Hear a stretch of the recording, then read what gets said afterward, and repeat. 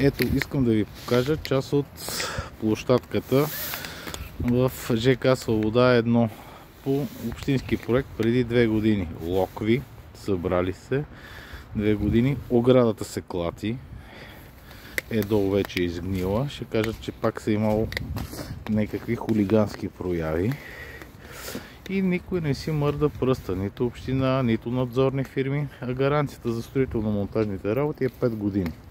Проекта, обяснението на кмета, че проектът е правен от някакви студенти. Това е едно неправоспособен водач да дадеш да кара автобус по улиците.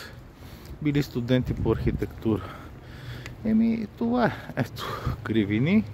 Сигурно на следващата година вече ще падне. Да не говорим за изискванията. Болчета стърчат. Вратите вече ги няма. Нали, ето, вандалска проява, счупена пантата. Те много здрави мъже, щом железо чупат. Ето. Това е.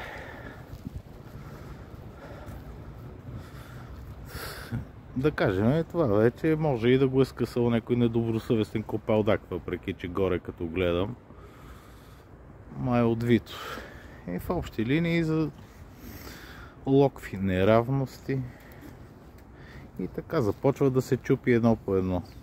Ето така усвояват нашите данъци за нашите деца.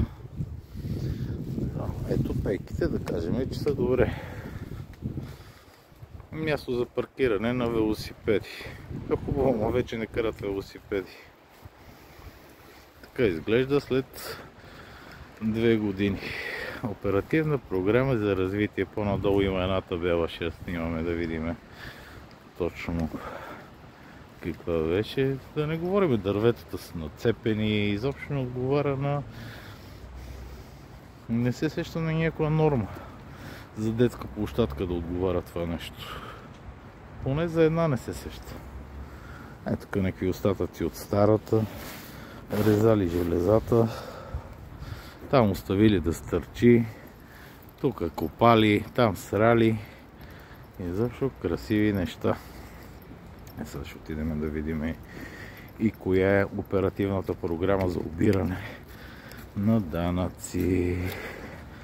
Това е някаква пътека така с минерал бетон направена. Минерал бетон е трошени камъни. Нали, да не си мислите, че ще ходите по... Ето я. Оп, зелен коридор. Цъпа-ръпа, цъпа-ръпа.